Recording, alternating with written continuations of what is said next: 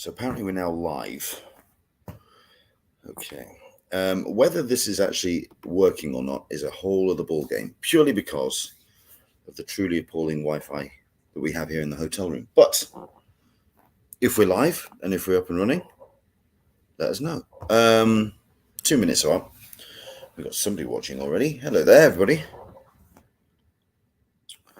Let us know if, number one, you can hear us. Number two, if the picture is vaguely smooth. Like I say, we're running off hotel Wi-Fi, so it might be a bit pants. We'll see how it goes. How was your con? How did you have a good time? Hope you did. You may hear some vague gurgling in the background as we're using the hotel coffee maker to boil a cup of tea, or boil water for a cup of tea. Oh, good God. It's making some very strange noises.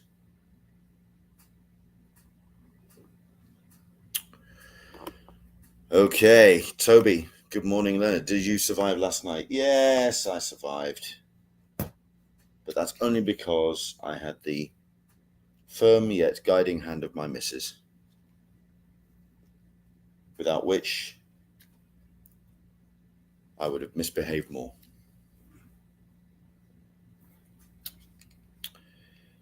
Okay. I'm stunned that anyone's actually going to be watching this. 10 o'clock in the morning on a Monday, after con. Good God. What are you thinking? Aaron Neighbors, hola from San Diego. Well, I respond and say, hola back from San Diego. From our delightful view out of the window into the San Diego sky of A1 self-storage, which is at the side of the hotel. Toby had to get back on the job today. Busy boy. Right, top of the hour. Let's hit the thing. Let us know if this plays all right, yeah? You never know. It might be a bit jerky.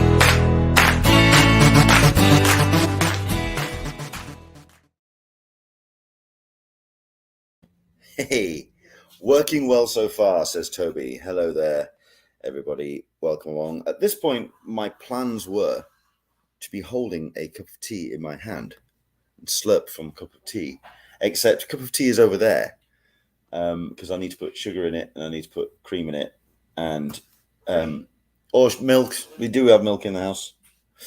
But here we go. And not only that, but slight hiccup with the mic, with the stand as well. So we are working on the laptop. Let me know if there's any issues. Like I say, we're working on the in-house, the in-hotel Wi-Fi. A little bit patchy, to the point where I was struggling to actually download some photos that were sent to me very kindly by Matthews Ranch. Steve in EC, who took some photos of our panel, and I'm really grateful for it. And I think I might try and share those because I think they look really good. I basically responded, thanks for attending. Hope it was an entertaining and slightly informative panel. At least it absolutely was. A couple of buddies and I do a bowling podcast, and we have done 34 episodes so far. So it was very informative if we do decide to take it to the next level. Excellent. That's pretty much what we're after. Leanne D, good morning to you, Leanne. How the devil are you? Are you feeling any better? Yeah, just let us know how you're doing. So I'm now going to ask Caroline if there's any chance she can I just... will be bringing it over to you. Thank you too much. Too much. Since it's such a small cup, are you wanting sugar? Just the one. Okay. Just the one. Let's have a look at this. Chuck Cook, watching and listening with half an eye, half an ear, because I'm back at work. You see, everyone's back at work. That's fine. It's Monday. That's how it works. You know, reality has to come around and slap us around the face and get us back to the whole reality of the thing. I mean, we're here for another week. We are taking a full vacation of it. It's been a long time coming as this trip, so we're making the most of it. So there we go. But no, this is our wrap-up show. This is our attempt to kind of deconstruct and see what we thought of San Diego Comic-Con 2022. Well, that was a thing, wasn't it? Good Lord, that was one. Okay. Me and fluids have a history, and laptops. Yeah, but this one comes with a saucer. So it does come with a saucer. Right. Look at that.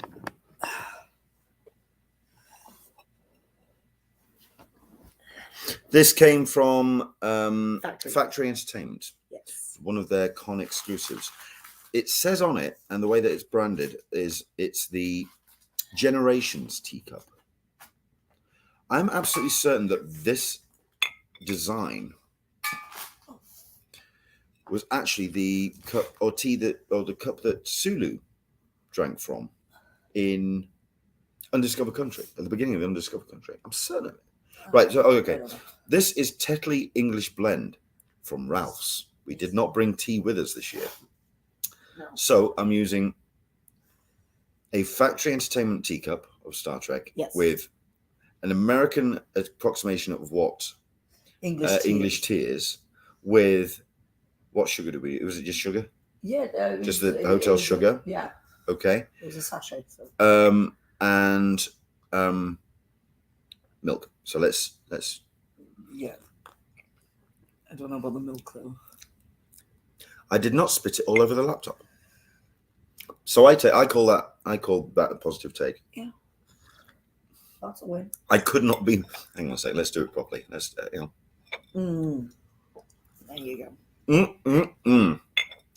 A cup of tea with an Englishman in San Diego. No, I'm going to put it over. Okay. I'm going to put it over there. Alrighty then. And a Welsh lady. Excuse this. Yeah. I've just woken up. We have both just woken up. Not going to lie. Let's move that out of the way so we can both fit into this and we can kind of both get into it. Hello. Hello, everybody. We may also be getting a slight, voice from yonder because we have Rachel, who's been our roommate, who's been, I think the word lifesaver is an understatement. Yeah. We need to spoil her shitless today, and we intend to. So there we go. Let's have a look at this. Our neighbours. Hola, Caroline. Hello. And the Andy. Miss you. I miss you too. Love you. We do love you. There we go. As you can tell by my voice, it's completely gone. When did your voice start going, or was it just last night? Because you seem to be holding it together reasonably well throughout the con, with one exception, which we're going to get into. Yeah. You know what I'm talking about. It was, I struggled with a couple of things. My voice started going, I think it was Friday, but then it went on Saturday to the point where I was trying to shout and scream like everybody else, and nothing came out. Here, I say this about that, and I've been thinking about this, the Marvel panel. Yes. Which is what we're talking about with the big screaming and the shouting. There wasn't as much screaming and shouting, or there was plenty of applause. Yes. Because everyone was wearing masks and they felt it, when you're trying to shout with the mask on, it kind of holds back. So I think everyone was just it was struggling to get all the noise out, which you would usually do. Lots of applause and a lot of emotion in the room. There's still a lot of energy. Yeah. But I was thinking about that the other day. I was just thinking, I think I didn't. I am usually losing my voice at the end of a Saturday or losing at the end of a Marvel panel. Just screaming and get into it. But the mask is on, not as much. I don't know. I don't know. I think after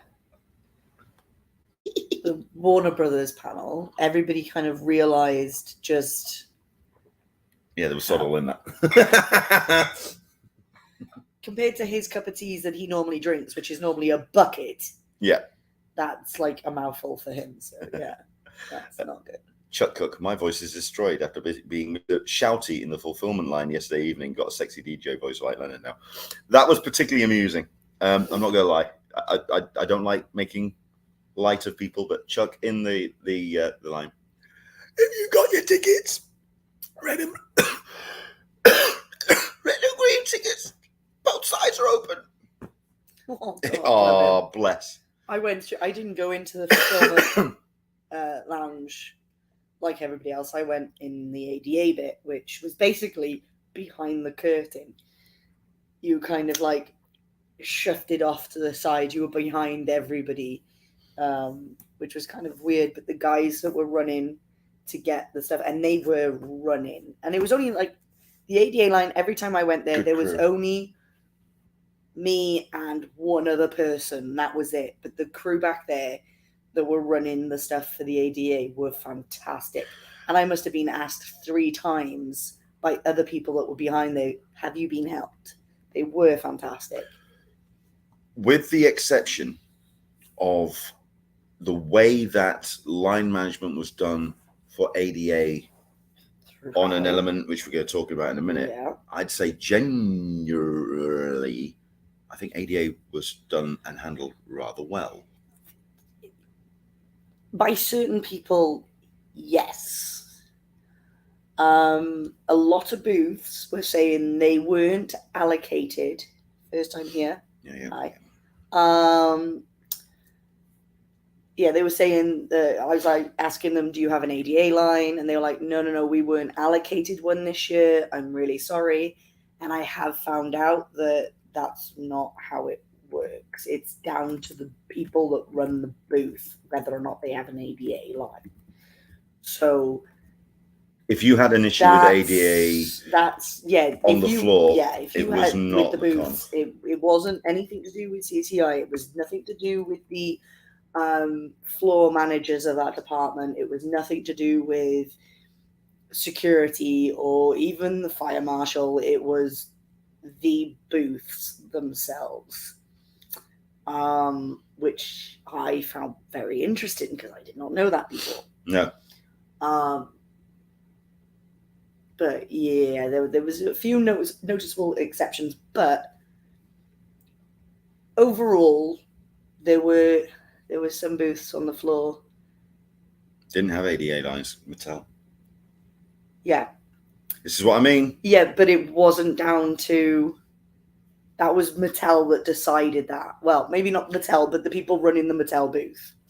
I can say that Mattel were rather naughty throughout the course of the con. Ooh. They were just very ignorant of other booths and the space around them, and they just thought they were the grand show in that particular corner. Really? I don't think I actually went anywhere near Mattel. So there we go. Okay, well, tell you what, let's break it down. Let's go day by day. Let's start from the top. Day by day. Let's start with a Wednesday, sorry. Preview night. Okay. Preview night. We got into the con. I mean, you got in. What time did you get into Rock Up? Because I was running around. I was running around like a blue-ass fly.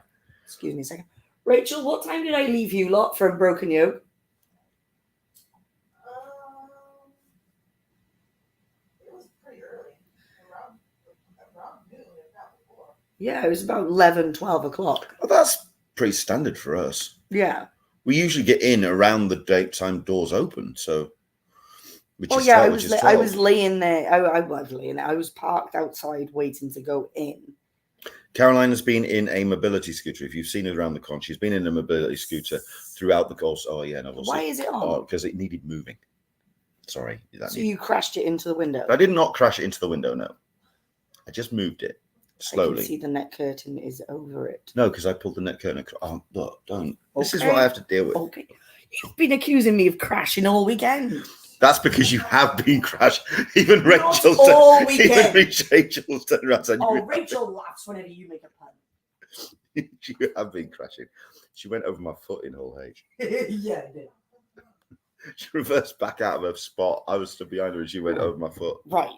There is only one way to get out of Hull H.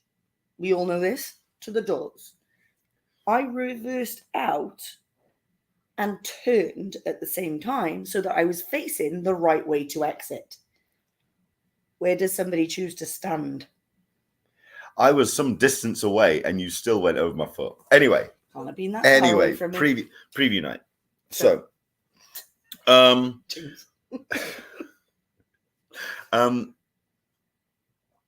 like I say, parked ourselves up around midday, 1 o'clock.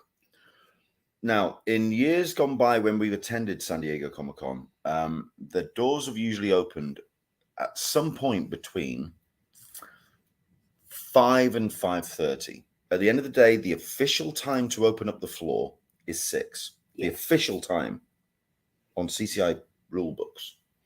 If they've got the booths sorted out, if they've got everything done and everything's created and ready to go. And there's enough people waiting outside. Correct. And if the fire marshal says it's okay. As long as I get the... It is more of a case of it depends on how long the lines are upstairs and in the ADA line. Because if they are so long that they are going to other parts of the building and blocking exits and everything like that, the fire marshal will probably say, go on, we can open the doors, as long as all the aisles are clear, and all the rest of it. So they probably open then. Okay.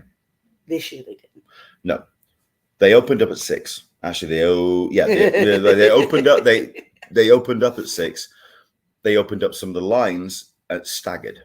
The ADA line downstairs going in through D.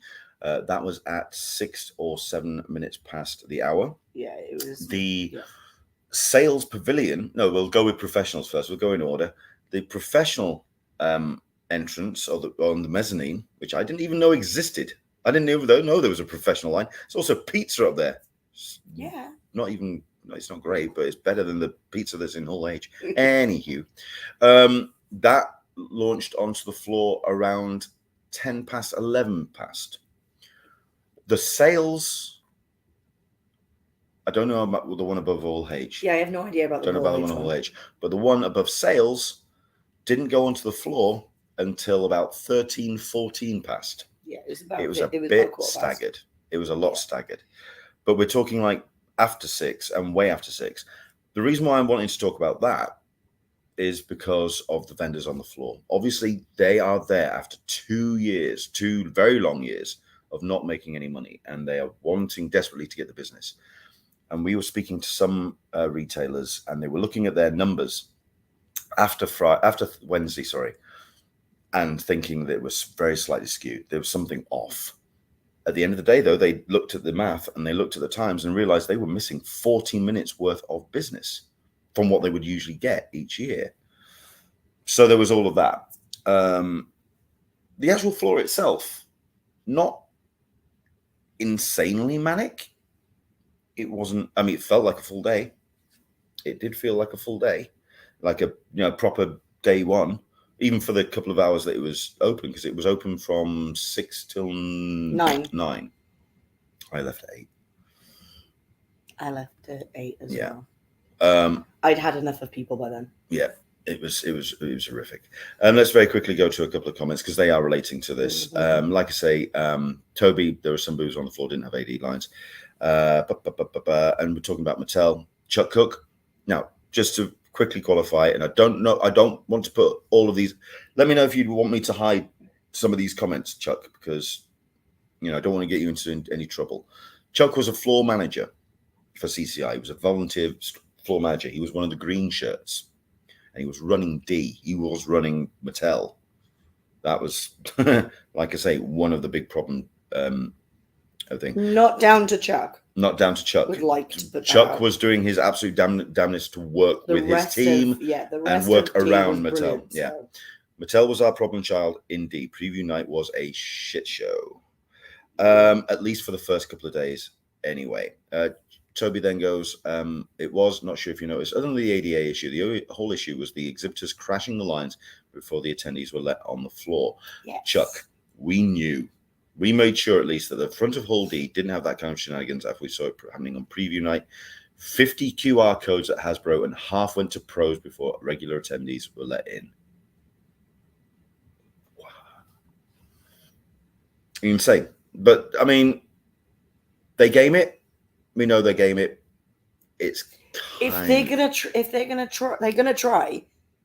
You're gonna, yeah. You're not gonna just sit there and go, "Oh, I'm not even gonna ask." Yeah. If they're gonna be able to, if they're gonna be let to, they're gonna do it. Yeah. It's as simple. There is going to be a running theme throughout this entire video.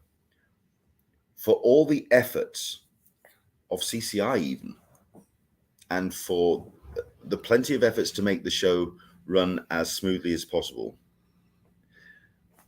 attendees and some professional people that using professional badges or exhibitor badges will and have done their damnedest to cock it up and make a little bit of a mess of it. Yes, we're going to be talking about Hall H in a bit. Oh joy. Okay, so preview night. I wanted to get, and I did invite them on, but they're back at work today. They're all kind of back in the office, and I didn't get the chance to go around to the booth at the end of the day. For me, the star of the show was yesterday's. Because, well, I mean, there's two. Patrick Ballesteros, of course, he's been hyped up by the unofficial blog. Somebody spent a literal shit ton of money and did some damage. But so pretty. They are so pretty, and he's a star. He's a star. But yesterday's, they have, over the years, over the pandemic, and over the pandemic, and over the sort of like 2018, 2019, have really maneuvered themselves very, very nicely. I mean, those I Love CC badges have become... the I Miss CC, and then... this SDCC, I still miss SDCC, and then Revenge of SDCC was... Which we did get. I mean, I was just going to say, do you want to see if you can... I'll try and find them, yes. In this... Yeah, I'm not going to swing the camera around at all in this room. God, no, please don't do that. It's a bit of a mess. We are going to talk about our favorite swag as well, but we'll talk about, like I say, favorite booths. Yesterday, it was a small booth, but they were the stars of the show, which meant on preview night, and they were at something like 15:10, 15:20. Within 10 minutes, maybe even 5 of the doors opening and people getting down there, the line was going all the way down to 1,000. That's a 5-block queue. It was insane. They were popular. They were rocking. Where you put stuff. Yesterday's did an amazing job, I think, of maneuvering themselves into a great position where they had items of desire, and yet they did a exclusive badge every day. So we're talking 5 badges: preview night, Thursday, Friday, Saturday, Sunday. We got the preview, we got the Thursday, and we got the Sunday. Yes. What was the preview night ones? The one I only got one of because I'm an idiot. Oh, the Revenge of the Con. Revenge of the Con. Right. Moron here. Yeah. Moron. This moron, I was told, when you got to yesterday's, you could get 2 badges. And I did get 2 badges. No, literally just 2 badges. No, it's 2 of each. Moron. Go on then, let's see. So the Thursday? Is it? Well, no. This is the general con exclusive. Okay. So. Can we do hold that? No, I got it. Okay. We got that. Okay.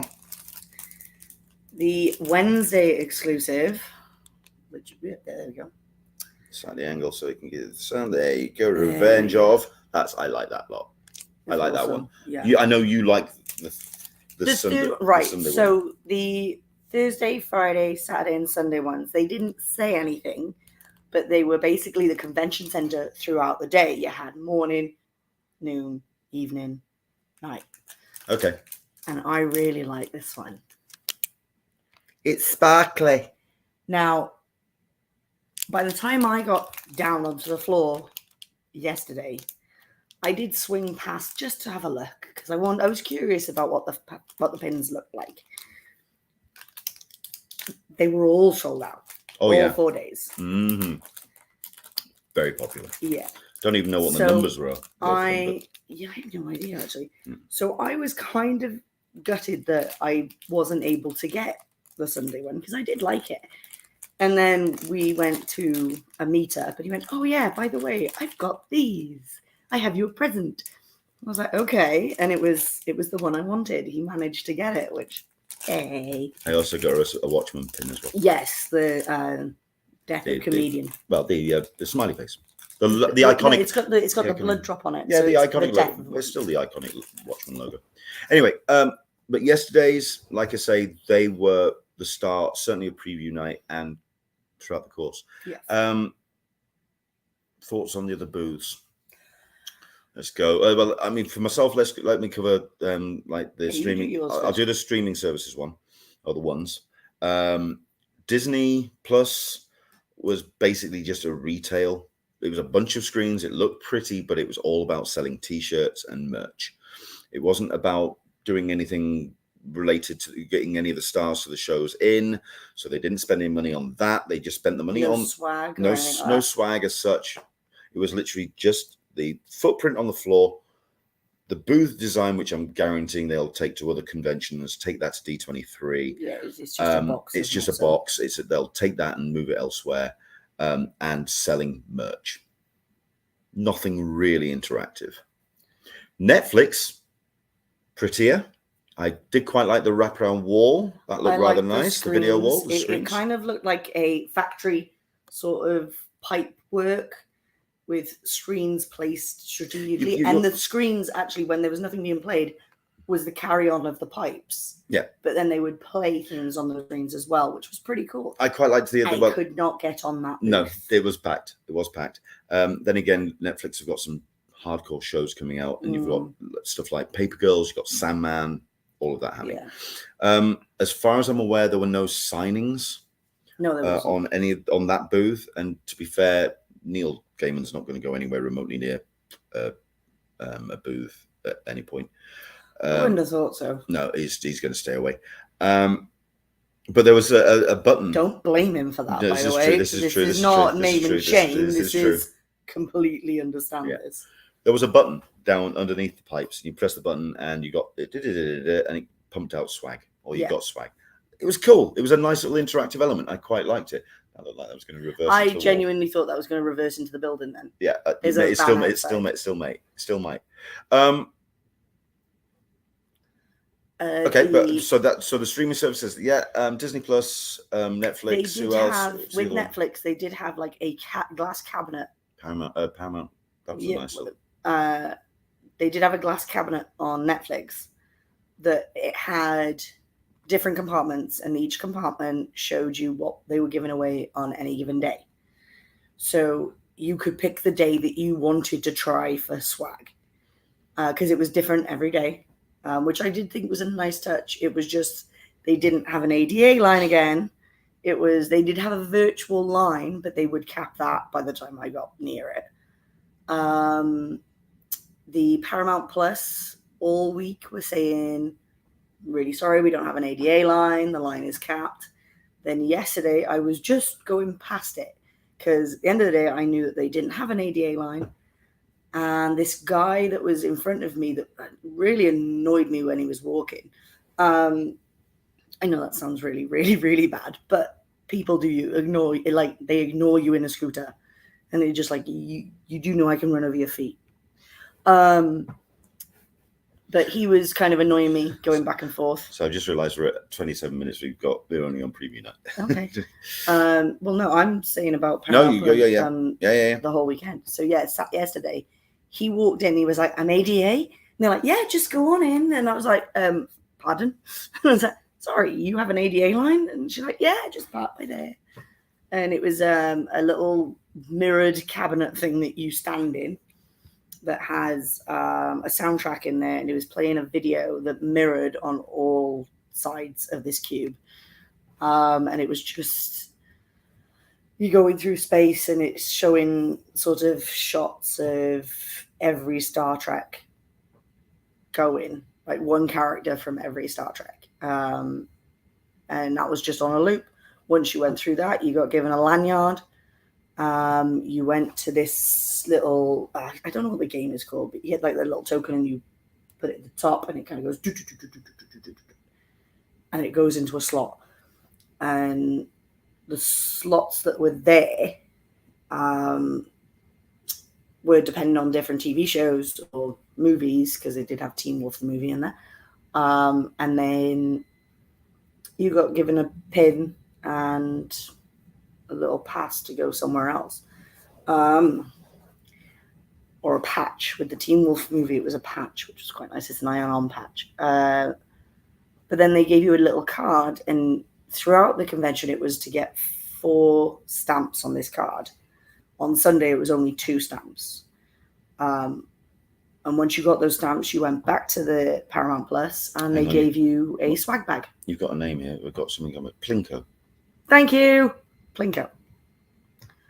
Hello, Chris. How the devil are you, Squire? Thanks for joining us. And Brian's watching. Missed you. Yes. Where the hell were you? Missed you, Mr. and the Missus. So there we go. And there were so many people that I hadn't. Oh, we've missed so many this weekend. It's so annoying. Leanne, it's so easy to be overlooked in a chair scoot. It's like being invisible. People don't look any lower than their own eye line. It's quite scary when you're actually in your chair and you're trying to get around. Because I got a fan from Pride last week, and I ended up just whacking that on my own scooter to make noise, because mine didn't have a horn. The one they've given me doesn't have a horn, so I was just trying to make noise.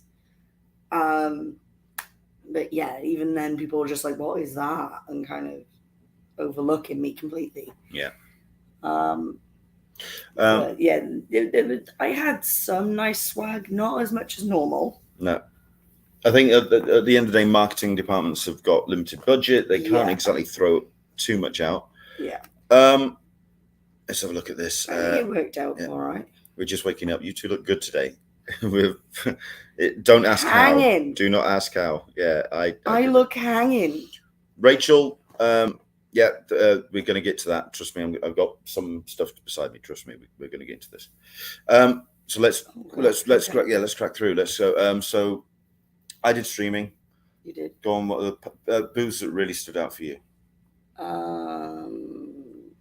Rachel, you can chime in as well. The Marvel booth was good. They didn't give out swag like normal at all, which I think kind of worked better. Can I say? Yeah. That booth gets too crazy. That area gets too crazy, and you want to avoid it like the plague. They had the Infinity Gauntlet up, which was all shiny and sparkly, and it was like a jeweled thing, which was pretty good. The Funkoville, which was an entire corner devoted to Funko, Mondo, and Loungefly. Yeah. Which they had like little roads on the floor and everything, which I thought was really cute. Yeah, they went all out in that corner. They did. And yeah, I think they should have had like traffic lights and stuff like that.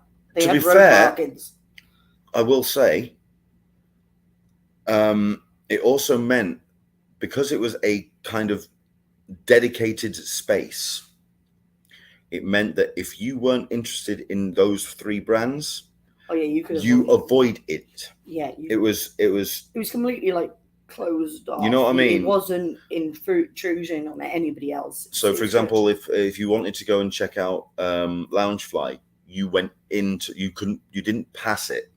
If you wanted to check out Mondo, you didn't pass it. You went into the world of Funkoville. which could have worked a little bit to certainly those two brands' detriment, because I can guarantee they usually would get some nice They were all passing trade. they were all lottery anyway, so you couldn't go onto it without winning a lottery anyway. So, Ridiculous. or you couldn't go into those stores Anyway, anywhere else further down? I did quite like. I went further all the way down. I did quite like Top Deck, but I went down there to see Matt Dunford. But I quite liked their booth. It was rather cool. The Blizzard corner was very appealing. Actually, that was a nice looking setup. They really went all out. That was really well done. I quite liked. Art Sally was well done and well maintained, although I have been told that there was a little bit of stress going off, certainly at the back end, with some artists and some fans insisting on not wearing their masks. So that was, people were getting a little bit irate. I didn't hear anything about that. Yeah. All right. But Rachel, Blizzard was empty. It looked pretty, but no, okay. Really? All right. I'm just wondering if they've lost some of their juice. Who knows? Rachel is saying usually a line along the wall. There was a line all the way along the wall all this year, all the way down for all the different booths, like for Pinfigs, for Mattel, for all the ones. But that was down to some very good line management, and they used the wall better, I think, this year. Yeah. So that was rather cool. Other booths that kind of jumped out at you? My memory is a blur right now. You're no use. No use. Okay. Let's have a look. Right, okay. Well, I can certainly talk about one or two people that I saw. All right, I don't know. Comixology. The Comixology booth was stunning this year. Yes, there are issues with the brand. Yes, there's the app is absolute gash. The way that they've been working with Amazon is garbage. But the booth was awesome, and what they had on the booth was amazing. And I was disappointed. The with signings Peanuts. were great. Peanuts was a little bit ropey. I was very disappointed. I mean, the booth looked all right. It was good. The line management, they had ADA, but their T-shirts, the only T-shirt that was like any good was for kids. They didn't wasn't have there a full yellow one with just like the black face of no, Charlie? That was a few years ago. I thought I saw that wandering around. But yeah, so I was very disappointed with their T-shirts. Art Sally was nice. Small Press was nice. Couple of Comics Publishers was nice. The comments, certainly from people I spoke to on the retail side and down on the floor, for those big companies that didn't show up, Dark Horse, but the ones WB and DC didn't rock up. There was a nice rotation of new retailers or new people to fill those spaces, and they used that space well. Dark Horse looked amazing. Boom looked amazing. A little bit impractical, but I thought. Did you just say Dark Horse? Sorry, Boom looked amazing. Image looked amazing. Image was a bit cramped, but they used all the side and they kind of worked out. But no, the Boom one was kind of like a mock-up of a bricks and mortar comic book shop. Bit impractical, but I thought it looked good, and it harked back to the retailers, which I thought was rather cool. Yeah. Did you notice there were a lot more comic traders down there? Yep. This year. Yep. Like I think since with a qualifier to that. I think since the very big one that had the monopoly on, without saying any names, that used to go years ago. Since he's gone, I think it's opened it up to more independent ones, which I quite like that. The only downside to that, however, is the independents did bring all their expensive stuff, because there was no way they could make enough money to cover their expenses and to cover the what we've had for the last couple of years. So they brought their big ticket items. There was a lot of slabs, a lot of variant expensive stuff. The ones and twos, the $3-4 books, not so many of them. It was all it was all big. It was all big title. I saw like 4 booths that were selling that one. It was all big title stuff. Right, it was kind of like the general concern. Yeah. But no, that would look really good. like I say, I think, personally, I really enjoyed it. The energy in the room, and this was over the course of the weekend as well. It was a kind of, certainly for the preview night, it was like everyone's just gone for 2 years. We want this con. We want this con. We want this con. We're desperate for this con. We are ready to come back. We want this con. We want this con. Doors open. We've got the con. We've got the con.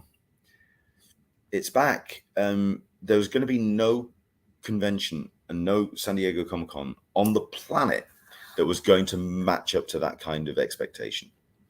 It matched mine. There you go then. Okay. I was very happy with it. Yes, I had issues, but okay, let's get into those. Let's go for the Okay. issues. What issues are we talking about? Should we talk about the floor, or are we talking about other stuff? Where do you want to go? well, I've already talked about the floor with people ignoring the scooters. Yeah. Okay. With Hull H, Right. however, Line management outside, certainly. left hand really needs to talk to right. Yeah. They really need to talk to each other. Whoever was there on an evening, the morning people had no idea what they had said to the lines. Then the afternoon would come in and they wouldn't know what the morning people said to the lines, and it just carried on like that. And it was very frustrating. Yeah. Across the board. I've got a message here which someone sent me because they asked if I went to the talkback panel, and unfortunately my panel that I hosted on the Sunday it ran over by a little bit, and I did have to get back down to the floor to try and catch somebody. And I really hope that Alyssa from the Friends of CCI recorded it. From what I've heard, it was all about Hall H. And he's turned around and said, great, there are policy issues that really need to be addressed because it gets more dangerous each year. Apparently 2019 they nailed it and it was perfect. So why they didn't keep to that strategy, I don't know. But this year, and I'm not just talking about at the end of the day, we weren't here for 2019, so we can't. Yeah, we can't speak to that. But I have been told by a number of people that were in the Hall H line that year that it was really good. The general the consensus was because there was no determined start of the Hall H line, certainly for the Thursday. No, there should have been. This was the thing. This was the issue. Right. Right. So they had this green flag that they would put up when the line was able to start. Officially. Yes. Which was supposed to be? At like 5 in the morning, 5, 6 in the morning. On Thursday night for Friday entry, they had put the flag up at midnight. They just put it. I think they were trying to get it ready or something to just saves us doing it later on. But people turned around and said the flag's up. We're allowed to line up. So they lined up. And then that got out that they did this to the people that wanted to go on Saturday. So I headed down there around 10:30, 11 o'clock on Thursday night, ready to line up for Saturday. We went out. We went to go for general admission. Well, on Thursday night as well, we'd gone out we were invited very nicely by the Den of Geek guys to their magazine launch party. Which was very good. Very, very cool. I will be posting pictures. Great view. If you've not heard of the Skybox Diamond, that was very, very good. Anyway, but we went there first. Then we heard that the lines were starting to form up already. Caroline had stuff. We went down. So when I got down there, the Friday line was still there. They hadn't moved them underneath the chutes. Opposite them, on the path, was a crowd of people. It wasn't a line, it was a crowd of people. Now, me and my friends... 3 crowds of people, let's be accurate. Yeah. Me and my friends, we decided to just sit on benches because the security, CCI guys, they turned around and said, right, there is no line. We are taking this flag down. We are going away. There is no line until later on. We are not putting the flag back up.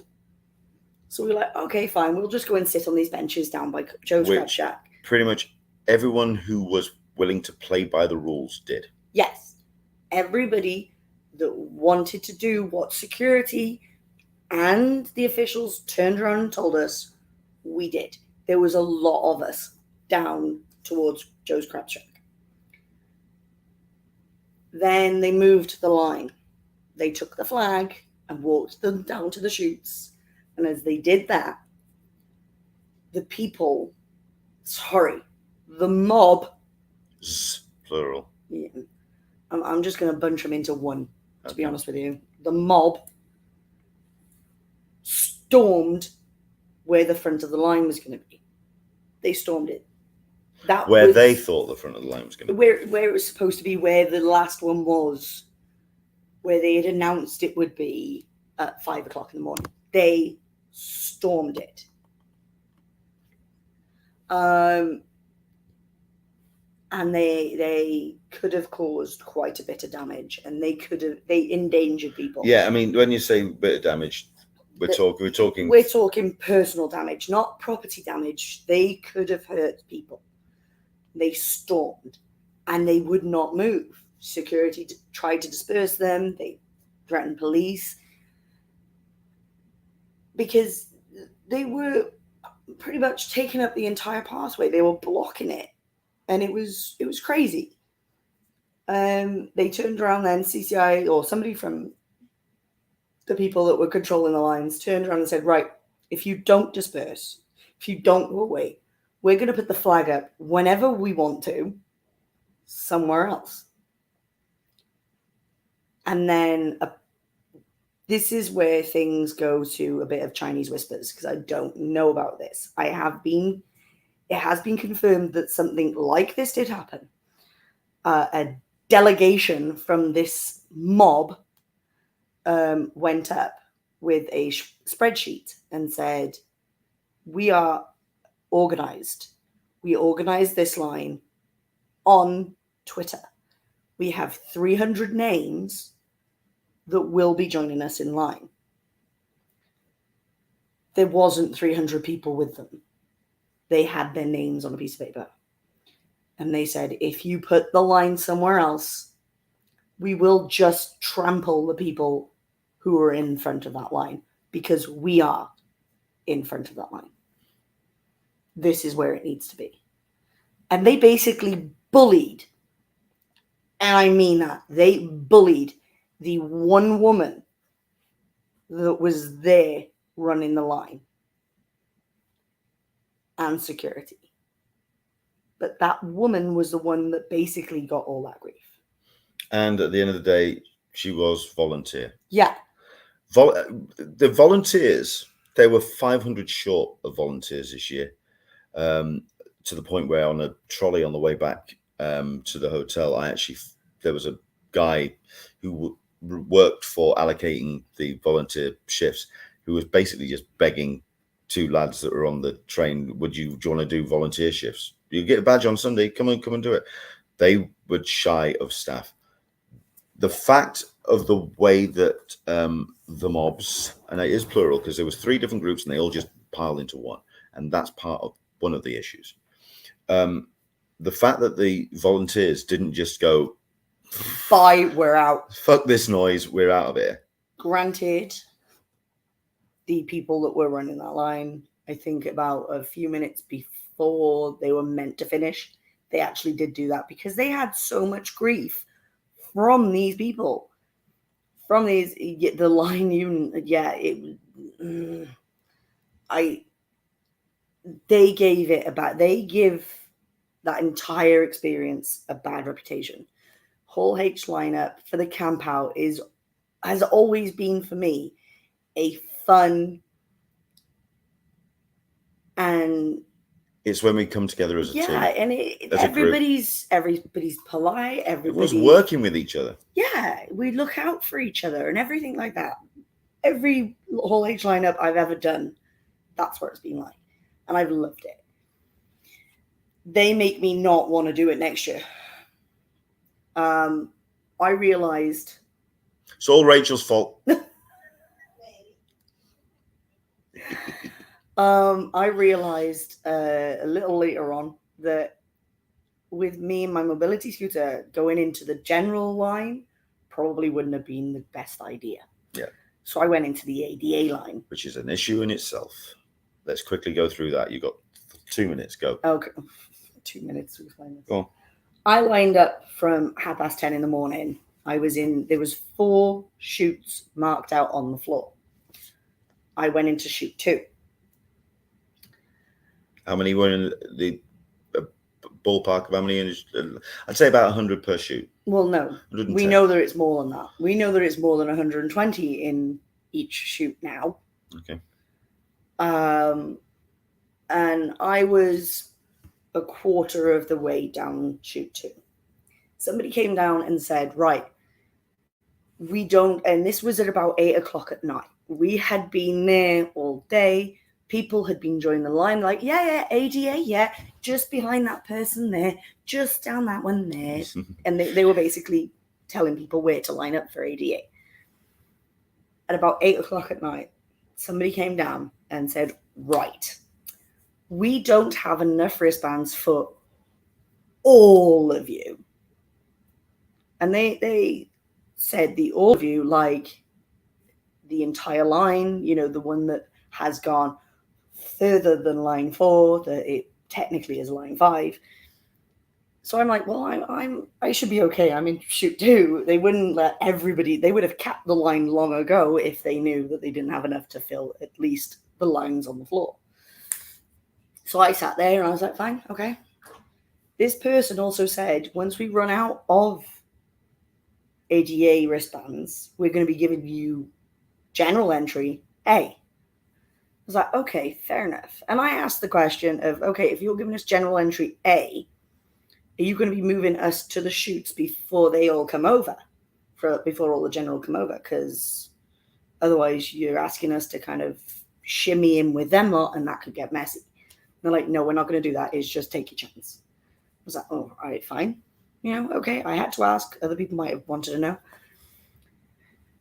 Then they started moving the line and handing out wristbands. They got through 120 people on the first chute and then ran out. They ran out. They had no more. There was nobody officially came down and said, I'm really sorry about this, we've run out, or anything like that. Someone did come down, but it was very late at the end of the day. It was after the whole thing. Nobody volunteering for the convention came down. The people that came down and said that were people that had gone to the front and asked what was going on. Why had we stopped moving? Oh, so we're still on that. Sorry. People from line 1, they moved down. Everybody else was just staying there. And everybody's like, well, what's going on?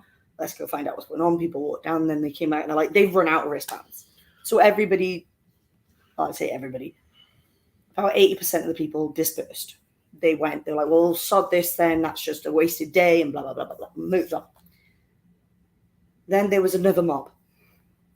And they were... people think that people in the ADA line, they're disabled, they can't really hurt anybody. No, they were angry. They were very, very angry. And they demanded to speak to somebody from CCI officially. And then somebody from CCI did come out. The treasurer came out and spoke to everybody. And I have a video. I don't know if it did upload to Facebook, because I tried uploading it. I got 10 minutes of it, and the voices were getting louder and louder. And at the end of the day, the guy was turning around saying, there is nothing we can do. There is nothing we can do for you. And there was almost like this sense of, if I just talk louder and point at you and shout harder, then you're going to fix this for me. Yeah. There was literally nothing they could do. I think it might be on your video, because you were still recording when she said it. You can just go in and print off more, but you won't. You can just do this, but you won't. You won't help us. Now, I respect CCI. They are herding cats. I respect all of the volunteers. However, don't put lines on the floor for people to line up in if you know how many. And they knew because the night before they had the same issue and they gave people A wristbands for general entry. And they realized that was a mistake. We shouldn't have done that. Let's not do that again. Which, fine. But don't have a specific number of places for people to stand if you haven't got anything to accommodate them with. That was the issue. I didn't move from my spot. It took me an hour to move from that spot because I was basically crying. And it was horrible. It was a horrible experience that I don't think I'll be repeating. Fair enough. ADA is not the experience everyone got. So I know you talked a lot about your experience, but I'll just go try and overview it. But generally, there was lack of communication. Mm-hmm. There was a lack of allocation for proper space. Mm-hmm. I think it's just a lack of communication, because if people are, and not only that, a lack of consequence. Yes, there was somebody in the ADA line, the guy that was running a number of the volunteers, who turned around and said, "If you harass my staff, I'm taking your badge off you." Yeah, good on him. Good on him, and he did. That's how it should be. You should do it. If you abuse any of the staff, the volunteers, you should have your badge taken off you. Yeah, but generally for me, it was a case of with any kind of rules and organization of something, a large crowd will do their best to game it, and that's when it all goes wrong. Which means, for me, I don't think they will change the system anytime soon, because whatever happens, it's like air in a vacuum. It will just fill something. A gaming system will happen, and it will still turn into a mess somewhere down the line. When you have this many people involved, it's just going to happen. Now, we do have some people who are turning around and saying, I wonder when they will just put their hands up and put Hall H wristbands in the portal. Rachel, I wonder if they could do a lottery for Hall H like the exclusives. A lot of people are saying Brian, that in the line. Eventually Hall H is going to have to be handled with the tickets like preview night. You'll sign up for the slots you want, and either lottery or prepay, get added them to your ticket. Sarita, I think Rachel as well. Maybe you do a lottery for the front seats that are green. Ooh, that's problematic. That would make that a VIP section, and that's antithetical to the whole CCI ethos. That I don't think would ever happen. Sarita P, that will not help the panels be filled. The lottery would be bad for panels. And Solicitor Smeg, next year there will be a UFC style tournament for wristbands. Biting, eye gouging, and low blows are encouraged. Finish him. Fine, okay. Pugil sticks, I'm down with that. Security needs to be better with handling lines and sticking to it. There was more security. And Is it me? And they were on it. They were really good. There was more security on board. And there was one particular security firm that were not there this year. Yes, Chris. Thank God. What was that? New systems just cause more confusion. Yeah. More's way to exploit it. This Absolutely is right. true. Absolutely right. Okay, so that's one issue. Other issues. I know what my other issue is. Let's go positive a little bit. Embarrassment of riches. I missed so much. My general feeling about the con this year is I saw so much. I took part in so much. I saw some amazing things. And I still feel I barely scratched the surface. We feel of this like con. that every year. I know, but my God, it felt like it this year. Yeah. I was walking around like on a Sunday going to get my ticket for the fulfillment center. I'm passing stuff. I'm going, I didn't even touch that. I didn't even see that. Didn't even go there. Oh, God, it was just so much to do. Yeah, we've done that one. Chuck Cook. Problem with tickets per slot is they'd have to clear Hall H between events. Yeah. That's a nightmare scenario. You're absolutely right. Someone has turned around and said, well, they do that with New York Comic Con, but it's still hard work. And not only that, but you'd have to get them out a certain way. So you'd have to open up the doors at the back of Hall H to take them out through the back. That becomes Which a whole. they won't do they won't. That's a because whole. that's where That's a whole the other mess. guests go. Yeah. Fandom Ventures, there was a lot more security from at least 5 different countries from the little I paid attention. They were really, they put security through. There is, they could have done with aim... could have done with a bit of communication between the 2, or between 5, sorry, but yeah. Well, RA oversaw all of them. Yeah, RA was there's always at least 4 to 5 security companies working the convention every year. And this year they put RA... You're nearly done with that book, Rachel. Above them all and oversaw all 5, so all the other 4.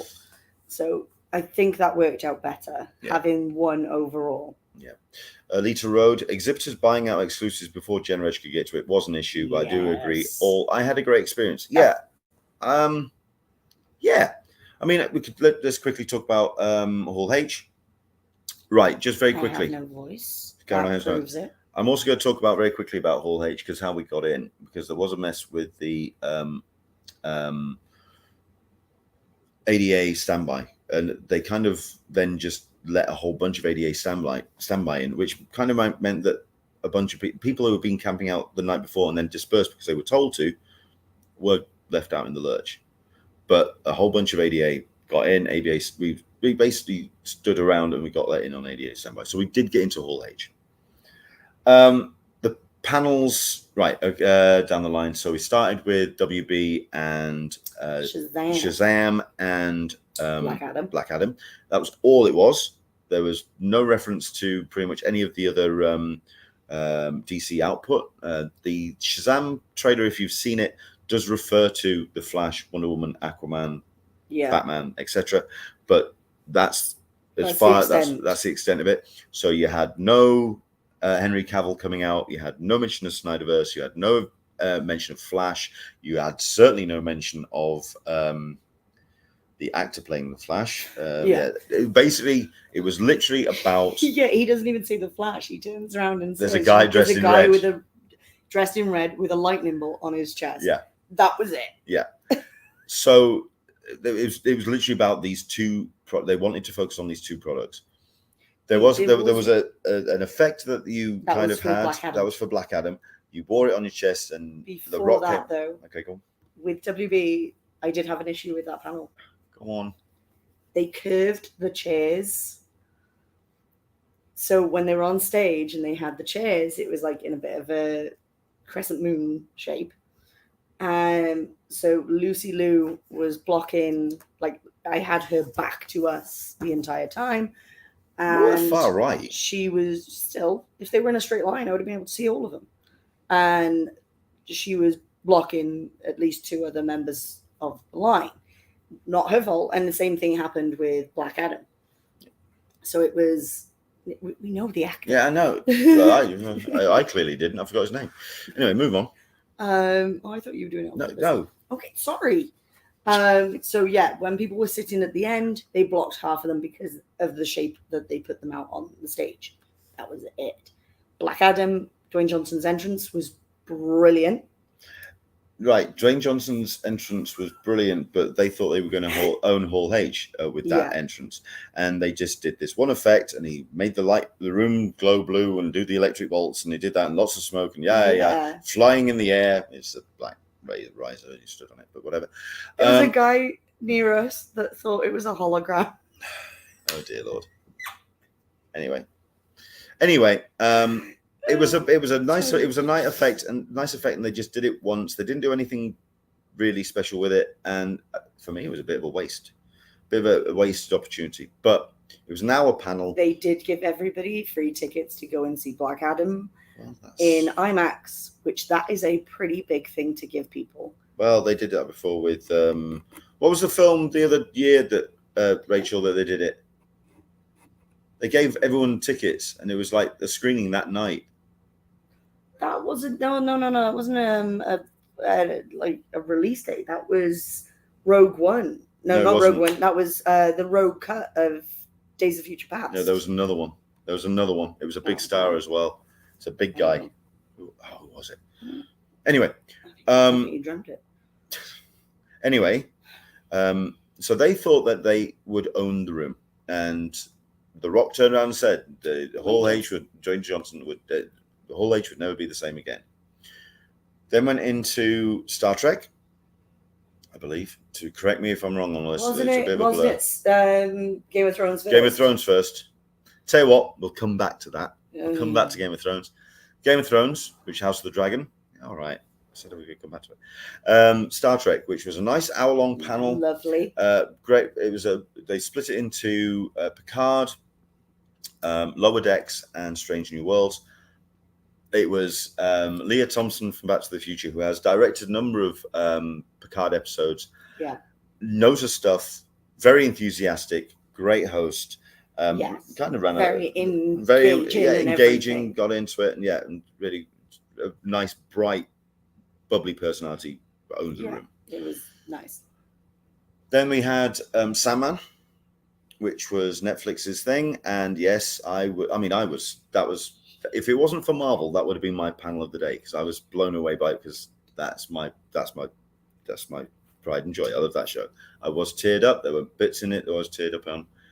Learning that Dave McKean's doing the artwork, or he's doing like the directing of the end credits thing, and he is a filmmaker, so that's what he's done. Seeing the clips that we've seen, seeing how Lucifer looked, seeing how Death looked, considering that with the traditional idea of what Death is in the comics is a goth 13-year-old, 14-year-old girl, white girl, pale white, and it's a black lass. She's Death. That's the character. She owns it. She's good. She owns it. The EW panel, which is traditionally known as the Women Who Kick Ass, but it was kind of like given a different name this time around, but it was the same thing, really. Still women that kicked ass. Women that kicked ass. There was a lass whose name I can't remember. Help me out. You know, I'll follow her on Twitter. She's a comedian. Why am I blanking on her name? Rachel? I don't have her name either. No, she's lost as well with it. Anyway, she did kind of dominate the conversation, but thankfully everything she said was right and or funny. So no one really had a problem with that, apart from, I'd say, about 50% of the room, which had a penis and then looked down at the phone, because they just thought it was going to be man-hating. It's not. They considered it man-hating. There was a few people. We had misogynists in the room, arseholes, Sodom. I loved it. It was. I loved it as well. I thought everything, like I say, everything that was in there was true. Admittedly, then everyone just kind of, like say, the blokes with the penises then buggered off to have a pee, because this is women. This is women on stage hating men. Yeah, let's just bugger off. They went off and had a pee. At which point they then let more bodies in, because they thought, there's seats available. They just kept it coming. Yeah, and then the bathroom people came back, and then by the end of the EW panel, that room was packed to the point of an alarm being triggered. No, that was C. I found out that wasn't part of. Oh, wasn't it? Okay, no. Fair enough. Somebody had pulled a fire alarm in lobby C just before the Marvel panel. Yeah, that's deliberate. Yeah, bastards. The packed room, they opened up. They have the green covered seats, which are for industry only. They kept one row for industry and opened up to the rest of the people that needed seats. So they got to sit there, which I'm sure people at the back of the room loved the fact that people had just walked in and got some prime seats. Yeah. There was only about 6, maybe 10 deaf or hard of hearing people sitting in that section. So they opened up the rest of the seats to general public. And then there was people lining the walls, which was pretty intense. Okay. But it worked out fine. Like, at the end of the day, they did what they had to. Yeah, Marvel. People talk about Marvel and whether they were going to hold back stuff for D23, and yes, I suspect they still have done. Yeah. They weren't announcing stuff like directors for some projects. They weren't announcing some other major details. Some people that were cast or anything cast, like that. Some other bits and pieces. But the fact that we got information all the way up to the end of phase 6, which is 2.5-3 years away. Yeah. And we had titles, and I mean, admittedly, there's going to be stuff that's going to shift around once Yeah, the Spider-Man there's stuff gets probably- into yeah. it. But Kevin Feige brings the show, He does. and we had stuff like I did like his cap at the beginning. Yeah. He had a Miss Minutes baseball cap on. Yeah, Miss Minutes did an introduction. Yeah, So that was rather funny. cute. A nice little. I really hope the video is released, which is the kind of like overview Yeah. and of that. That made me cry. Nice. It started with a Stanley narration, and it was very, very cool. I hope that's released at some point. That was a nice little video. However, there's a couple of people that didn't notice in there. There were a few people like noticed, oh, Fantastic Four was in that clip. Yeah, that's in. Yeah. Not many people noticed Xavier in that clip. Yeah. Not many people Babe. did. That's in Spider-Man No Way Home. Yeah, which but you've the not amount seen. of people that hadn't noticed it. I've spoken to people and they hadn't noticed it. Okay, they haven't seen the film then. It's a big part of the film. She hasn't seen it. Explain why I haven't seen it. Don't just turn around and say Go on it. then, say it. I suffer with brain fog. I have a 25-minute concentration level. Why? And I have to reset because of COVID. Long COVID. There you go. So no, it was all stuff that we'd seen, but no, Xavier was in there. Anyway, it was the scene way before he dies. Anyway, so it was a nice little sequence, and it was well done. We then went into Ant-Man and the Wasp, Quantumania. That was a nice. Oh, hang on, get me right. I may have got that wrong. She-Hulk first. Yeah. She-Hulk first. That was nice. That was very exciting. Saw the trailer that's now being released online. Then we went into. Come on, Rachel, help out. Secret Invasion. Secret Invasion. Ant-Man and the Wasp. Guardians. And then we went into, last but not least, Black Panther. Wakanda Forever. Yes. We're not going to go into too much of it because at the end of the day, we've seen it all. It's all been up online. Old people. My eyes out. It was an emotional panel. It was a big panel. The things that they brought out exclusively for the show, we had the Grand Evolutionary from Guardians of the Galaxy coming through and giving it the big intimidation, full outfit. Can't wait to dissect Jewel. Yeah, very funny character, but it's Guardians, so I expect nothing less. But still a bit of steel in there, so we'll see how that rocks up. And then we had this big musical number with African Wakandan singers, musicians, dancers, really going all out, and it was a massive production. I have filmed it if you want to use it. Oh, I'll go for some of that. We'll put some of that up. Beautiful. And then we had the cast come out looking amazing, talking about how Chadwick, the spirit of Chadwick is still with them, in spirit, if not in body. You can start making me cry. I know. It was quite emotional.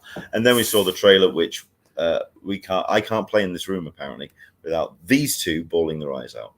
Me being a bloke and having a heart of pure steel by the sounds of things, I'm fine with it. But yeah, I'm fine. I'm fine. I'm fine. It's okay. I'm all right. I'm not crying. I'm not crying. I'm not crying. You're okay. You've got something in your eye. Very, very cool. But no, for all of the conversation about what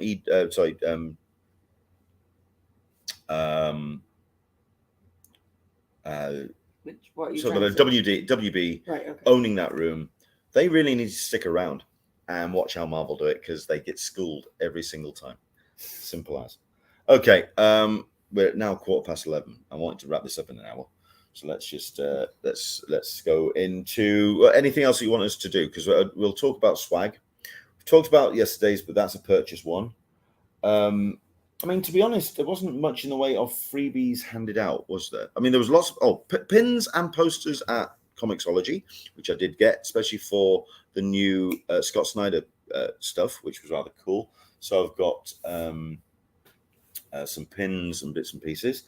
I did get given, because I did attend at least half of the Eisners, And one of the person who was up there on stage, and also she got awarded with an ink pop this year, was special guest Barbara Kessel, who is she's just a joy. I tagged her into some stuff just before as the special guests were being announced, and she was one of the first to get announced. So she followed me, and since then has been retweeting left, right, and center, and just is a top lass, to the point where we got talking in Artist Alley, and she gave me that. Hang on a second, if I could just balance this laptop, just be careful. How was Artist Alley for you? Seems a greater variety of artists there. Absolutely, Artist Alley was very nice indeed. So I got Barbara Randall Kessel. As a musician, as a DJ who loves his music, don't get in the black arts. It's a bunch of biographical stories all about black arts and taking lyrics from the songs. I'm very much up for reading that. The other thing as well that I was given, but that's purely because he's going to be coming on the podcast. He's going to come on the live stream when we restart back up. Is Ethan Costello.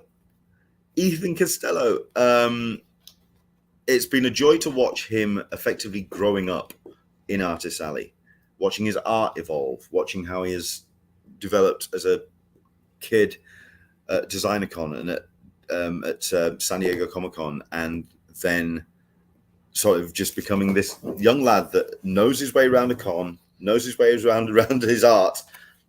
Good lad, and we're going to have him on. Good guy, good kid. I like him a lot. Good kid. He is a good kid. He's only young. He's what, 16, 17?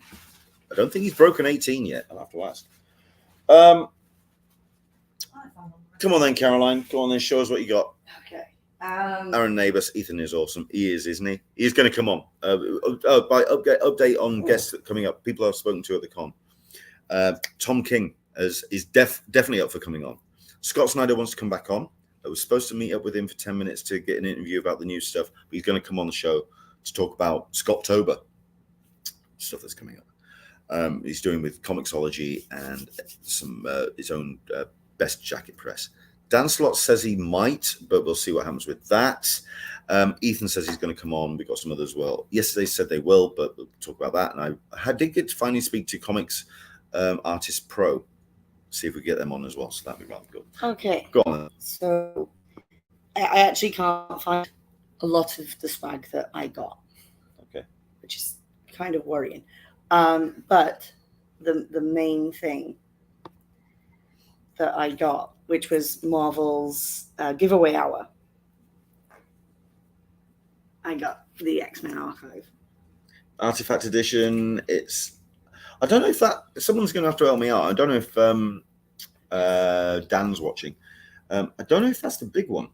The Artifact Edition, I mean, if it's like a 2/3 size of what an Artifact Edition usually is, but I'll take it. It's a nice book. You'll take it. It's mine. It's her book. That's what I mean. But we'll take it then. Do you know what I mean? I'll take that. You said it was mine. No, I didn't. That's hers. Okay. Fair enough. Thank Okay. you. All right. Fair enough. But yes, X-Men. You can keep that book if you can name all the characters on the front. I'll do it. How about Come on then, the pair of you. Come on. No, Step up.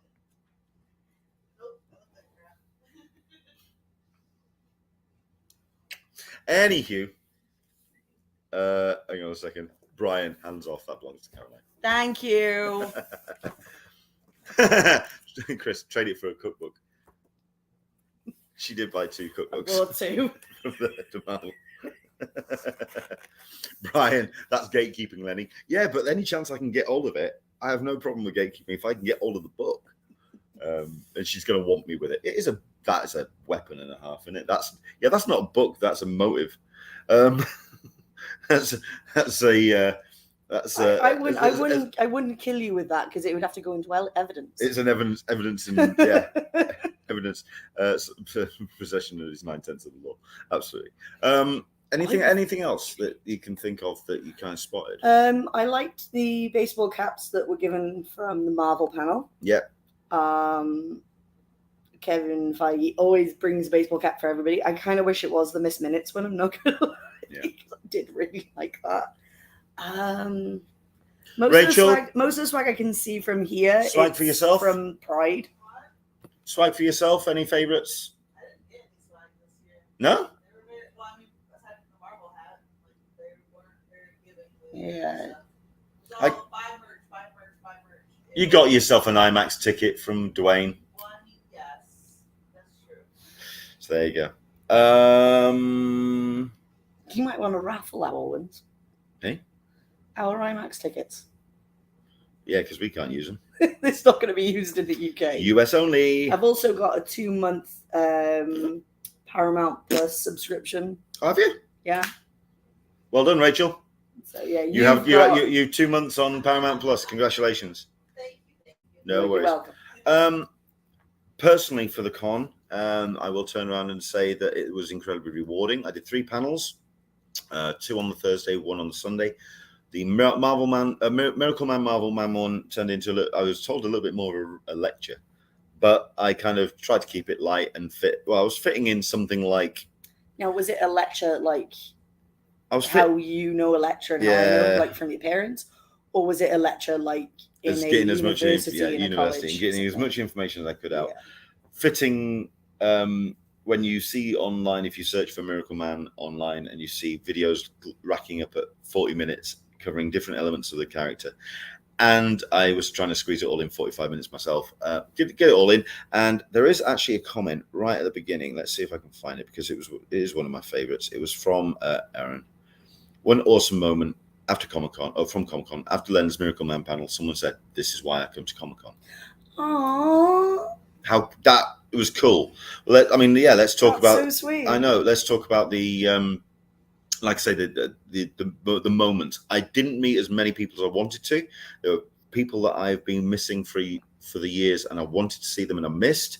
But there were people that I'd met. For example, there was the comic book couples counseling, who they've only been running for like 6-7 years. They've now got 15,000 on Twitter. They've got really nice following on their YouTube, and they do comic reviews as a couple. Great bunch. Bumped into me or found me on the floor at Comic-Con this year, and turned around and said they started watching my stuff 7 years ago, and that's what inspired them to start their channel. Oh. Shit. What am I supposed to say to that? It was just incredible. And like I say, if you've been following it, CCBC, no, hang on, comic book, CBCC, comic book counseling, find them on socials. You'll spot that they owned this year. They absolutely killed it. Great pictures, great coverage. They did a great job. And the fact that, yeah, and they turned around and said, "We're really glad to actually talk to you, because we saw you 6 years ago. We saw the hat running through the hall, and shit, that's incredible." The fact that they've had people like Scott Snyder and some amazing creators on their podcast, which they've built up, and off the back of me, off the back of what I've done. And then literally 5 minutes later, I bumped into another guy who has just started his up. Sorry, that was 11 years ago, whatever. 7 years ago, this other guy. There you go. CBCC podcast. Thank you so much. There was another guy whose details I've got around. He's basically started up again a comics review podcast because of watching my show. No, he watched me from the start, from 11 years ago. He hosted a panel at Comic-Con this year about how to create a YouTube channel. Talk about paying it forward. That was pretty cool. I'm just blown away. Blown away. The How to Create a YouTube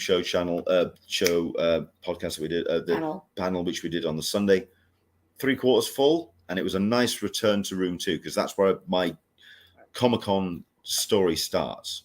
It started in room 2 as a staff volunteer. So no, that was really cool. Like I say, the panels were fun. They flew by. I mean, I was stressing about the Miracle Man panel. Big style. Yeah. just flew. I had a great time doing it. For yourself, just highlights. Oh fuck. Just being here again, just seeing everybody and being here again is that is the biggest highlight. I love it. So yeah. Highlights for yourself. Tell you what, we'll stay till past, so we've got 7 minutes. Highlights to yourself. Andrew Dickinson's watching. Good morning. Let us know what your thoughts are. Chuck Cook, I will say Hasbro Pulse gave away all kinds of great stuff all weekend. Their booth was very well run and generous. I thought you said Hasbro was it Mattel? No, That was Mattel that was a pain in the ass. Okay. Solicitor Smeg, the only regret is I didn't have enough time to hit up Sweet Things. No Dole Whip for me. I went there 4 times. Sweet Things is another star of this con. They've managed to survive the pandemic here in San Diego. They adapted. They have great bunch. Great still family bunch run. there. Yep, family run, very Even cool. the 2 sons are now working there. Yeah. Downtown's gas lamp, quickly to talk about that. Yes, we have lost some businesses, lost some restaurants, lost some traders, lost some spaces, but new businesses have come in, so it's given it a sense of energy and new revitalization to the area. The outside eating, the alfresco dining experience, which COVID pretty much insisted happened. If that doesn't stay, they're missing a trick, and it should have been done 10 years ago. It just opens the area up and it makes it more free and it makes it more outside and airy. It's a lovely area. It's a lovely city, and it needs that kind of a. I didn't even step foot in Ballroom 20. I didn't do Ballroom 20 at all, which is really weird for me. Yeah, that's normally because I missed Sci-Fi's great debate. That wasn't there. Missed Indigo. Missed the the composers. There was so much we missed. I didn't get to see. Didn't do Ballroom 21. Fandom Ventures. I only saw one panel on Thursday and a couple in Ballroom 20 on Saturday. Apparently, Ballroom 20 went really, really well. Sarita P attending my first Saturday Hall H. Aww. Result. Aaron Neighbours. Aside from seeing friends and meeting new ones, I got to moderate a spotlight panel featuring Comic Con special guest and indie comic book creator Keithan Jones, who sold out on Sunday. He had a blast. He had a great show. He looked knackered by the end of it. He was he had a great show. Solicitor Smeg, my highlights were the Dungeons and Dragons offsite and the Lord of the Rings party on Friday. I wanted to go to the Dungeons and Dragons thing. I did want to go to that, and I didn't manage to. Both were top notch. No wonder you needed tickets for a reservation. Chris Haggish, the outside dining opens up so many places to eat. As normally, Gaslamp places are way too loud for me to want to stay outside long enough to eat. Absolutely correct. Toby, best thing for me, being able to see people and things I haven't been able to do for a while, like everyone else. Saw a couple of panels, including Leonard's Sunday one. Nobody threw things. I didn't get people stringing me up by my testicles, and even Toby stayed awake. So I'm counting that as a win. Absolute win. Rachel, for yourself, highlights for the week. Marvel, yeah. When Daredevil came on screen at the end of the She-Hulk panel, somebody lost her shit. I did. It was like For 3 seconds. It was less than 3 seconds. I think it was like a nanosecond. You lost your mind. It was awesome. Yeah, absolutely. Fandom is turning around saying it's Veronica Nunes. Hi, Veronica. Hi there. Yeah. We wanted to sit in air conditioning so Ballroom 20 was. Family Guy wasn't a panel, just screen the first episode next season.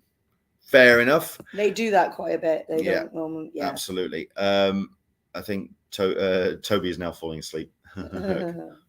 During the panel. Thanks. You just pinned your eyes open, just like I'm fine. Painted him on his eyelids. Yeah. Best part for me and probably going forward, reconnecting with wonderful people I haven't seen in years. Yeah, absolutely. Just great. It's great to be back. There was a lot of people I didn't get to see. Brian. Yes, and his missus is beautiful. There was there was so many. Antonio. There was loads of people I didn't get to actually see again, which I am pretty heartbroken about that. And Liam not being here was. Well, we're going to have to come back next year. Yes. Very quickly to return and just to wrap this up because I want to finish on a negative. Let's. Oh, throw... no. Go on. You do yours. I did buy this amazing shirt. I got, and I did get. We got the Comic Con shirts. We got the Comic Con shirts.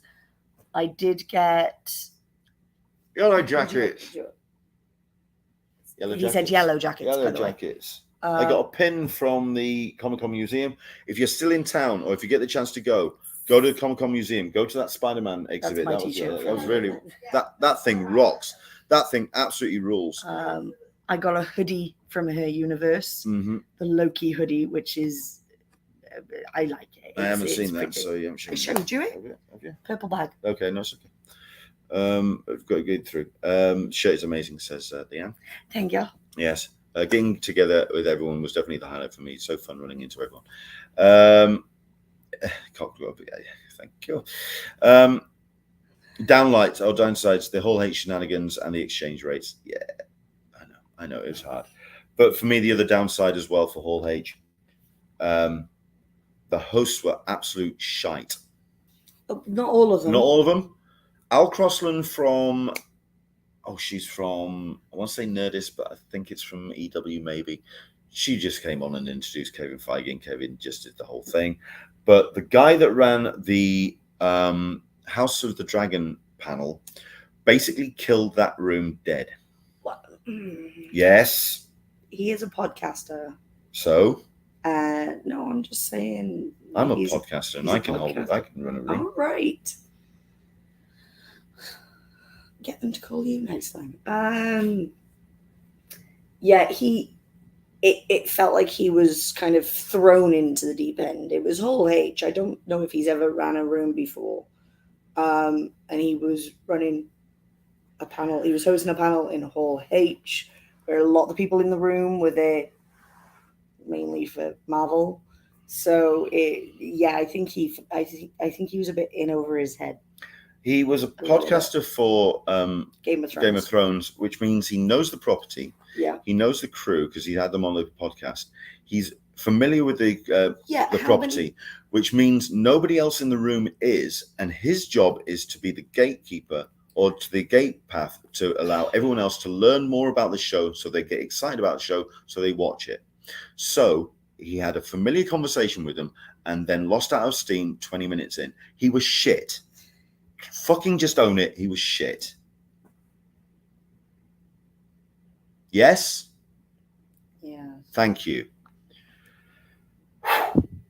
Leah Thompson was great, but he was absolute garbage. That was the only time I thought the pinnacle of how bad a panel could be run in Hall H was when the last from Nerdist News. No, that was really fucking bad. She that was like back. It's the second panel in. It was the legendary panel. It was after the WB panel, which means it was nicely. There's a lot of energy in the room. People really excited to be there. Came in and she just let the air out of the room like a balloon. But I thought that was as bad as it got. I'm sorry, but that guy was worse.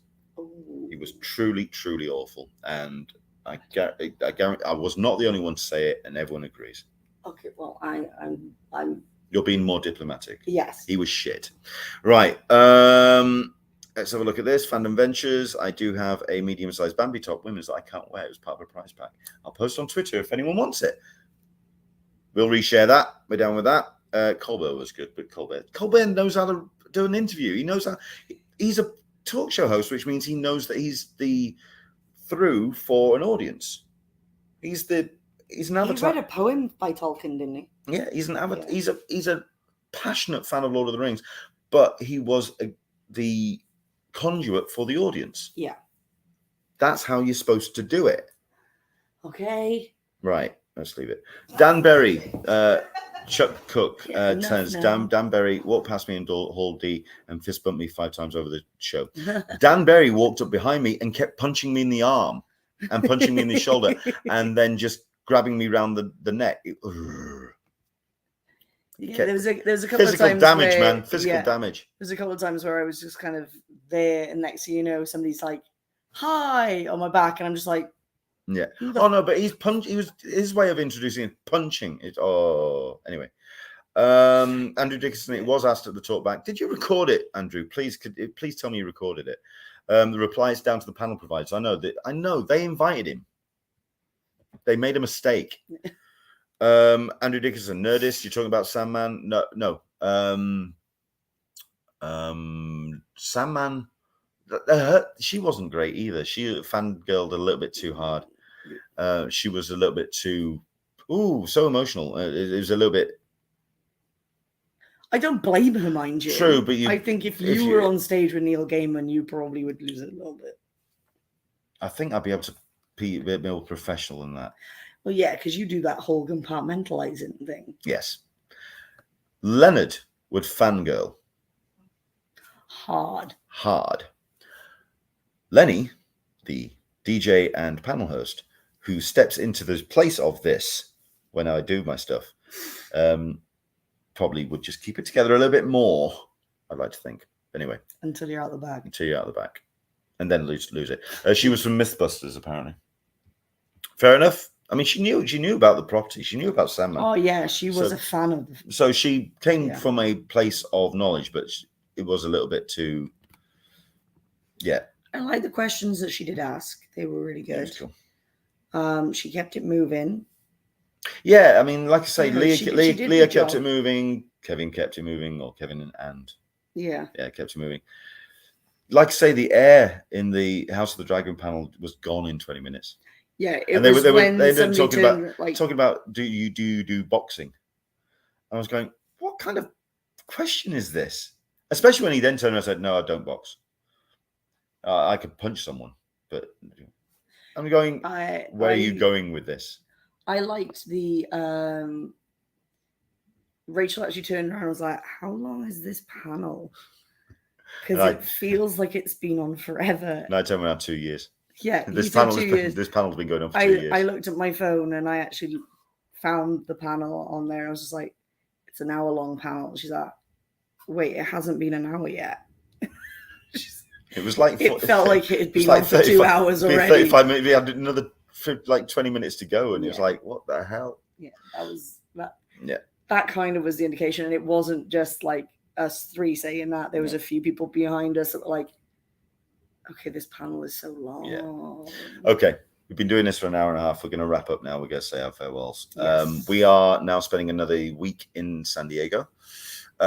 We haven't got anywhere to stay yet. So we've got to find another hotel as of tomorrow. So what you may be able to do, we do have a very, very large camping chair, which has been provided by Toby. We do have some sleeping bags. Yeah. So you may find us at the front of Hall H line. So it's the ultimate front of line. We'll be there possibly for the next week. Well, no, because they're going to take the tents down. They probably already have. Yes, but we'll just sleep out in the open stars. Yeah, okay. Shit. So we got that sorted out. But on Thursday, we're going to go to Disney. We're going to Galaxy's Edge. As long as I leave. We're getting lightsabers. As long as I leave the country with a lightsaber, I'll be happy. What else? Yes. And then that'll be us. Yeah, that will be us. Now, I do want to say that I am going to be returning with a new season of Talkin Con. We're going to rebrand the colors. We're going to get all reshaped and back up. We fly back on the 1st. I want at least 2 or 3 weeks. So, the first show back of Talkin Con, a cup of tea with an Englishman in San Diego, will be on the 28th of August. Okay, we're going to kind of arrange the interviews between now and then. I'm going to be emailing as many people as I possibly can. We've got 3 weeks to just kind of decompress because it's been a long road to San Diego, but we've got here. We've had a great time. And now we're going to rest. I will say, yeah, we had a good one. We're going to go and sit by the pool now. Yeah. There was a bloke snoring in the women panel. Bastards! It's that kind of bloke that they were talking about. That kind of bloke that really needed to listen. Yeah, very much so. Be an ally, for God's sake. Leandy, just jump on a plane, come San Antonio. I have a pool. Jumping on a plane would be a bit of a stretch, but yeah.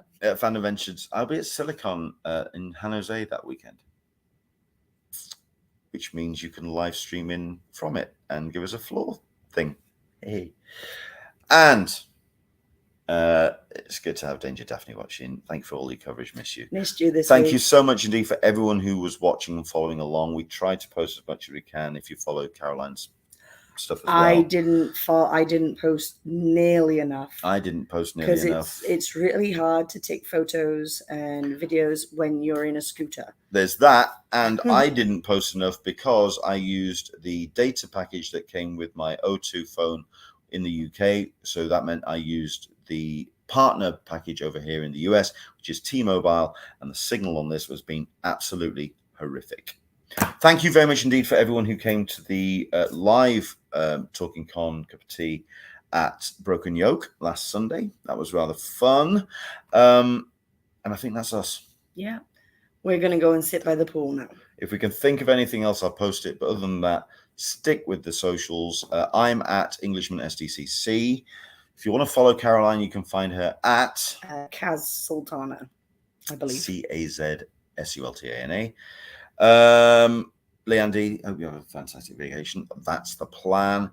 Leandy, Brian, Caroline need one of those grabby tripods so she can mount her phone on a scooter. I did try to do that with a selfie stick in the basket of the scooter, but it kind of kept on kind of leaning. Yeah. Because I did do like a Facebook Live for a little bit on, I want to say, preview night.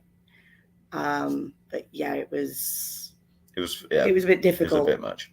So unfortunately. So there we go. But that's us. Thank you so much indeed for everyone for watching over the course of this season. Thank you very much indeed for everyone who's been supporting us on Patreon. I keep saying it every season, but I am going to do something with that and get it sorted and get it up and running. Because to be fair, off the back of the how to create a YouTube, I took a lot.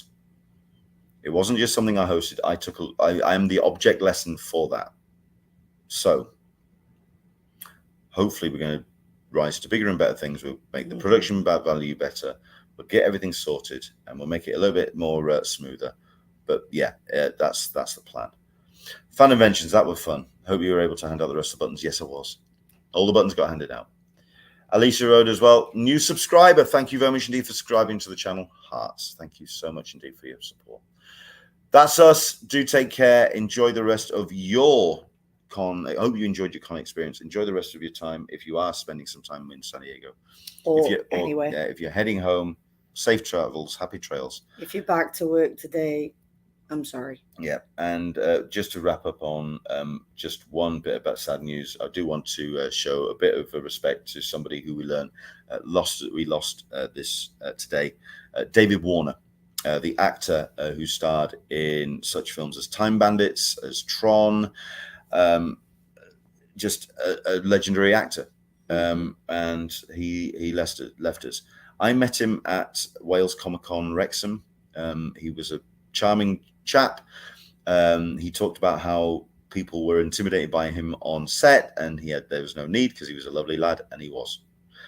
David Warner, who passed us a ripe old age. He did all right. He had a good innings. So, but yeah, it's a shame to have lost him. But there we go. Right, take care. Safe travels. We'll see you on the 28th. So we're talking about a month's time. Let's have our vacation. Let us get ourselves sorted out for season 10 of Talking Con, a cup of tea with an Englishman in San Diego. It's not been 10 years since we've been doing them. It's just the 10th block. I think we've been doing it for like 7 years. Yeah. But yeah. Let's see if I can break more like 1,000 subscribers this time. Who knows? That's actually, all those people I've inspired who've gone to bigger and bigger things, who've blasted past me. See if I can catch up. Shit. Okay. Take care, and we'll see you soon. Bye. Bye-bye. What's this button do? I know what it does. End credits.